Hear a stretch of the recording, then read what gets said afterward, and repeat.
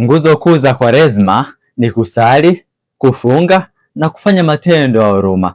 Kuna watu wanaofunga kwa lengo la kutunza chakula ili wawe na zaidi baadaye, au wale wanaokula kwa ulafi mara baada ya kuvunja mfungo. Hii inaitwa kuwa ni dhambi ya ulafi.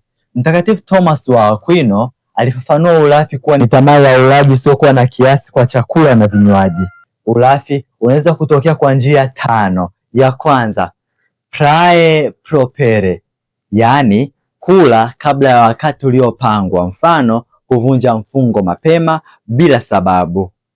2, laute, yaani kula chakula cha gharama kubwa sana au cha anasa. 3, mimis, yaani kula kiasi kikubwa kupita kiasi, mfano kulimbikiza chakula cha mlo mkubwa mno baada ya mfungo.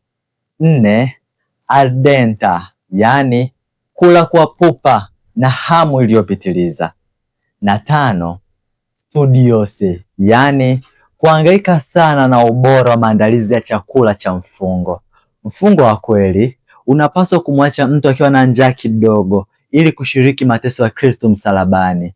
Ikiwa mfungo unageuka kuwa mbinu ya kuja kula kwa starehe zaidi baadaye, basi mfungo huo unakosa nguvu ya kitoba.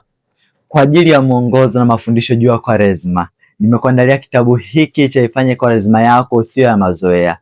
Naitoa soft copy kwa shilingi 5,000 tu, na kuomba kama ukihitaji, bofya kiungo hapo chini ya video yako mkono wako wa kushoto kilichoandikwa order yours today, na ufuate maelekezo yake, nami nitakutumia kitabu katika inbox ya WhatsApp yako.